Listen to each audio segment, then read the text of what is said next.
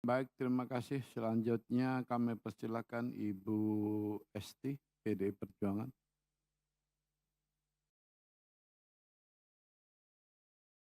Terima kasih Pak Ketua, pimpinan yang saya hormati, Bapak Menteri beserta Iya. seluruh jajaran yang kami hormati.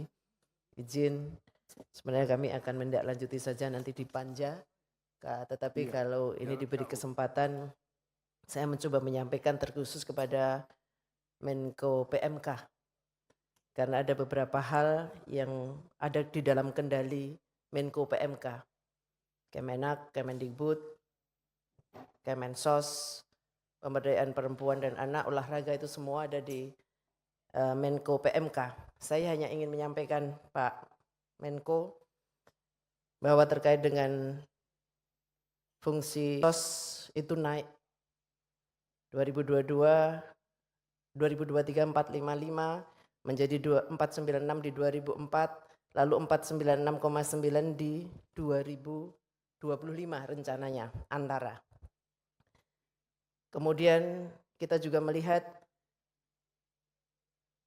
untuk anggaran pendidikannya juga naik 2023 503,8, 2024 665,7 triliun, 2025 715,3 T sampai dengan 741,7 T.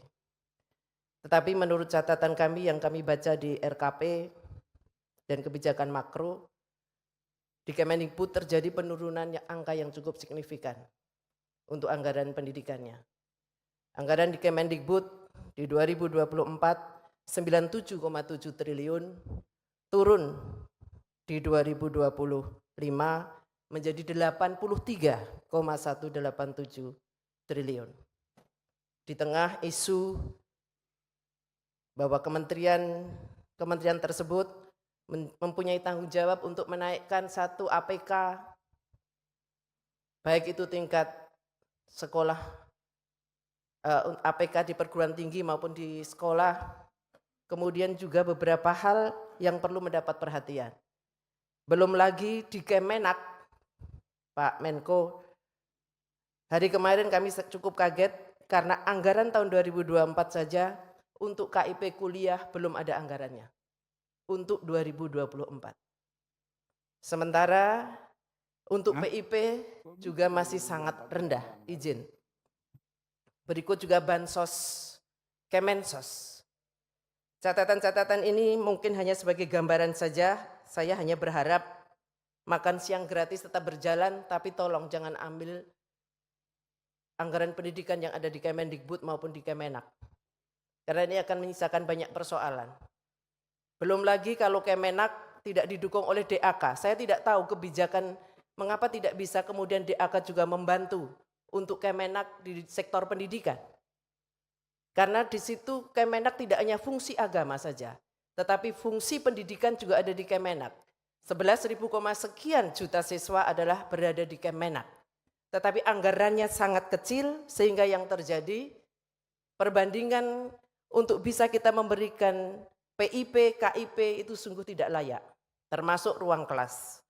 Saya berharap ini juga menjadi perhatian di dalam koordinasi di PMK karena banyak hal yang kemudian tidak tercover berdasarkan data-data yang kami terima baik dari kebijakan makro maupun dari RKP pemerintah yang diberikan kepada kami.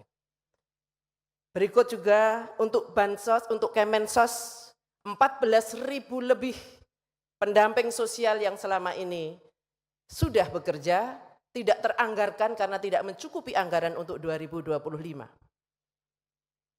Jadi honor untuk pendamping PKH selama 12 bulan hanya disiapkan untuk 20.000 sekian dan berkurang 14.000 lebih. Berikutnya adalah tunjangan profesi guru swasta yang tertunda sejak 2018 sampai 2019. Baru saja ada demo di Jawa Timur, guru-guru swasta pendidikan keagamaan, MI, MA, MTS, menagih janji terhadap TPG 2018-2019 yang belum tercairkan hingga saat ini. Karena kita juga melihat anggaran di Kemenak ini yang tidak ditopang oleh APBD kabupaten ataupun APBD provinsi karena kewenangan, yang tidak diberikan kepada mereka sehingga mereka dengan alasan tidak punya payung hukum yang memadai, maka APBD kabupaten kota provinsi jarang yang memberikan anggaran untuk pendidikan keagamaan. Untuk itu izin Bapak Ibu, kami mengusulkan supaya menjadi perhatian kita, makan siang gratis bagus, tapi tolong jangan ambil anggaran itu dari Kemendikbud, Kemenak ataupun pendidikan-pendidikan lainnya, tetapi bisa diambil dari ruang-ruang yang lain supaya dunia pendidikan kita sesuai dengan target yang sudah diberikan untuk peningkatan sumber daya manusia, IPM dan yang lain dapat tercapai. Demikian, terima kasih. Baik, Bapak Ibu sekalian, soal anggaran prioritas makan bergizi itu masih kewenangan presiden yang akan datang. Kita belum tahu persis. Oleh karenanya memang mulai kemarin Badan Anggaran memberikan keleluasaan penuh kepada presiden terpilih. Kita tidak punya legasi untuk membatasi visi misi presiden terpilih. Karena kami ingin menciptakan fairness kepada presiden terpilih untuk melaksanakan visi misinya. Nanti kita akan baru tahu seperti apa ketika di bulan Januari biasanya ada APBN perubahan.